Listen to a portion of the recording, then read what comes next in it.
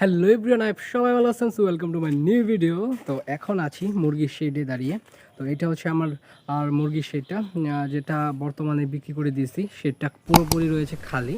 তো এই শেডটা বিক্রি করার সময় আপনাদেরকে আমি আপডেট দিতে পারি নাই যে কত টাকা লাভ হলো, কত টাকা লস হলো, মুরগিটা কী দরে বিক্রি করছি, এগুলা দিতে পারিনি আপনাদেরকে। সো সেই জন্য আন্তরিকভাবে দুঃখিত। তো এখন থেকে দেওয়ার চেষ্টা করব। তো আশা করি এখন থেকে আপনাদেরকে প্রতিটা ভিডিও দিতে পারবো। তো সেই সাথে সাথে এটাকে পরিষ্কার করে নিয়েছি। সো পরিষ্কার করা প্রায় কমপ্লিট, একদম পরিষ্কার আছে, কিন্তু শোধন করা হয় নাই, চুন এখনও দিই নাই। তো চুন দিয়ে এটাকে পরিপূর্ণ পরিষ্কার করে দেবো। আর এটা আবার ঈদের পরে এটাতে মুরগি তুলবো। সেই সাথে সাথে এই পর্দাগুলো পুরাটাই ছিঁড়ে গেছে, তো ছিঁড়ে একদম বেহাল অবস্থা দেখতে পাচ্ছেন পুরাটা শেডের। তো এইটাকে আবার ঠিক করাতে হবে, ঠিক করায় তারপরে এটার মধ্যে আবার মুরগি নেব। পটগুলা বাইরে রেখে দিচ্ছি, এখনও পরিষ্কার করা হয় নাই, এগুলাকে পরিষ্কার করে ভিতরে রাখতে হবে। আর এই জায়গাটা দেখছেন, যেখানে আমার একটু ছিল, সবজির একটা বাগান ছিল, যেখানে সবজি চাষ করা হতো, এখানে বর্তমানেও আছে, কিন্তু এটাকে আমরা করে দিব, এখান থেকে তুলে নিতে হবে। তো এখান থেকে কেটে ফেলার আর মূল কারণ হচ্ছে কি, এখানে যদি আপনার এই প্ল্যানটা থাকে, এই সবজির প্ল্যানটা এখানে করা হয়, সবজি চাষ করা হয়, তাহলে পর্যাপ্ত পরিমাণ আলো বাতাস মুরগির শেডে লাগে না, যেই কারণে সমস্যা হয়।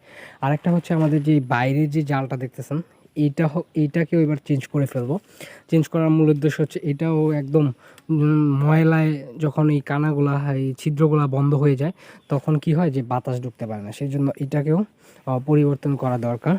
তো সামনের শেডে বাচ্চা আছে, সেটা হচ্ছে সোনালী মুরগির বাচ্চা নিয়েছিলাম কিছুদিন আগে, বিগত আপনারা জানেন। তো সেটাকে আজকে হচ্ছে বয়স হচ্ছে 30 দিন, সেটাকে আজকে ভ্যাকসিন করানো দরকার। তো আজকে ভ্যাকসিন করব। তো কোন কোম্পানির ভ্যাকসিন করছি, কত টাকা দাম দিয়ে নিয়ে আসলাম, সম্পূর্ণ ভিডিওটা না দেখলে বুঝতে পারবেন না। আশা করি সম্পূর্ণ ভিডিওটা দেখবেন। তো শেডের ভিতরে প্রবেশ করতেছি। তো কি হয়, যখন আমরা প্রথম খামার পর্যায়ে আসি, ডিলারের কাছ থেকে যখন আমরা কিনি, ডিলারের কাছ থেকে যখন আমরা ভ্যাকসিনটা আনি, তখন আমাদের কাছ থেকে 300 টাকার ভ্যাকসিন অলরেডি 500 টাকা রাখে, 500 টাকার ভ্যাকসিন 1100 টাকা রাখে। সেটা আমি এভাবে বলতেছি, কেন বলতেছি, কারণ আমার সাথে এটা হয়েছে। হ্যাঁ, সেই জন্য আপনাদেরকে বলতেছি, বি কেয়ারফুল, জিনিসটা জেনে রাখা ভালো যে কোন ভ্যাকসিনটা কত টাকার দাম। তো কিছুটা অন্ধকার লাগতেছে, কারণ সূর্যটা অনেকটা কমে গেছে, সূর্যের আলো ভিতরে কম আসতেছে, লাইটটা দিয়ে দেওয়া দরকার, সেই জন্য একটু অন্ধকার অন্ধকার। তো দেখতে পাচ্ছেন, তো এখানে মুরগি আছে আপনার 1600। তো 1600 মুরগি, সেই সাথে সাথে খুবই সুস্থ আছে, ভালো অবস্থা আছে। কিন্তু এই যে একটা মুরগি দেখতে পাচ্ছেন, এটা হচ্ছে প্যারালাইসিস। কালকে নেবে এটাকে দেখতে পাইছি, খুব ভালোভাবে আক্রান্ত হয়েছে কালকে থেকে। তো এটাকে এখনও সরাই নেই, বাট আজকে এটাকে এখান থেকে সরিয়ে ফেলবো। তো গাইস, এখন যাব, চালাকচর বাজারে যেতে হবে, সেখান থেকে গিয়ে ভ্যাকসিনটা নিয়ে আসবো। ভ্যাকসিনটা নিয়ে এসে তারপরে আজকে রাত্রে ভ্যাকসিনটা করে দেবো। তো ভ্যাকসিন করার সঠিক সময় হচ্ছে রাত্রে অথবা সকালে। কারণ হচ্ছে, শীতের দিন যে কোনো সময় করা যায়, কিন্তু গরমের দিনে, মানে গরমের সময় আপনাকে মনে রাখতে হবে, যাতে ঠান্ডার সময়, যে সময় ঠান্ডা পড়ে, সেই সময় যাতে ভ্যাকসিনটা প্রয়োগ করা যায়। তাই সকালে করতে পারেন অথবা রাত্রে করতে পারেন, এই দুইটার সময় প্রয়োগ করতে হবে ভ্যাকসিনটা। তো মুরগিগুলো একটু ভয় পাইতেছে, কারণ ক্যামেরা স্ট্যান্ডটার সাথে পরিচিত না, আমার হাতে এইভাবে ধরে রাখছি, সেই কারণে ভয় পাইতেছে। তো আমরা ভ্যাকসিনটা নিয়ে আসছি বাজার থেকে। তো এই ভ্যাকসিনটা হচ্ছে নাবানা কোম্পানির একটা ভ্যাকসিন, এটা হচ্ছে রানীক্ষেতের ভ্যাকসিন। তো এই ডোজটার সাথে এটা হচ্ছে 1000 মুরগির একটা ডোজ। তো এটা হচ্ছে রানীক্ষেত প্লাস ঠান্ডা। তো ঠান্ডারও একটা ভ্যাকসিন বলা যায় এটা, যে ঠান্ডারও একটু কাজ করে, উনি আমাকে বললো এরকম। তো এই ভ্যাকসিনটার দাম নিচ্ছে আমার কাছ থেকে 1000 মুরগি, সরি 100 নয়, 1000 মুরগির এই ভ্যাকসিনটা আমার কাছ থেকে নিচ্ছে 330 টাকা। কিন্তু একটা সময় গেছে, যে সময় আমি নতুন ছিলাম খামারের জগতে, তখন এই ভ্যাকসিনটাই, সেম ভ্যাকসিনটা অন্য দোকান থেকে আমি নিয়ে আসতাম কত, আপনার 500-520 টাকা রাখতো আমার কাছ থেকে।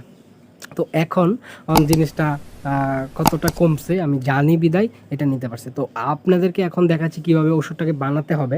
তো তো বানানোর জন্য আপনারা একটা সিরিঞ্জ নিতে পারেন অথবা হাত দিয়েও করতে পারেন। তো নেওয়ার আগে কী করতে হবে, উপরে ক্যাপটা খুলে নিতে হবে, যে টিনের একটা পর্দা থাকে উপরে, এটাকে আগে সরিয়ে নিতে হবে। তারপরে সিরিঞ্জের ভিতরে, যেহেতু আমি এটাকে মুরগিকে খাইয়ে দেবো, চোখে দিব না, তো আমার মুরগির বয়সগুলো আজকে 30 দিন, তো সেই জন্য আমি এটাকে খাওয়াই দেবো, মানে মুরগিকে পানির সাথে গুলিয়ে খাওয়াই দেবো। তো এর জন্য আগে এই সিরিঞ্জের ভিতরে পানি ভরে নিয়েছি, পানি ভরে এটার ভিতরে পুশ করে দিয়েছি, পুশ করে হালকা নাড়াচাড়া করে এটাকে রেডি করে নিতে হবে। তো যখন ওই ভিতরে যে একটা ট্যাবলেটের মতন থাকে, এটা যখন মিক্স হয়ে যাবে, মিক্স হয়ে যাওয়ার পরে আমরা এটাকে ওই আমাদের পানির সাথে আপনার একটা ভ্যাকসিনে, মানে 1000 মুরগির যে একটা ভ্যাকসিন থাকে, এইটার মধ্যে আমরা 7 থেকে 8 লিটার পানি দেবো। হ্যাঁ, তাহলে দুইটাতে আমরা 16 লিটার। তো 16 লিটার পানির সাথে এটাকে মিক্স করে পরিষ্কার করে মিশিয়ে দেব। ওকে, তো এই যে এটার ভিতরে আমরা একটা পাত্রের ভিতরে এটাকে গুলিয়ে নিচ্ছি। তো গুলিয়ে নেওয়ার পরে আমরা এটাকে দিয়ে দেব।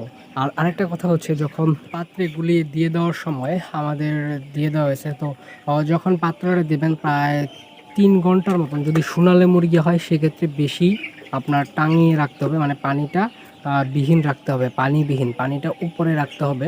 যদি আপনি খাবারের পানির যে পটটা, সেটা প্রায় 2-2.5 থেকে 3 ঘন্টা পানিটা সরিয়ে রাখতে হবে।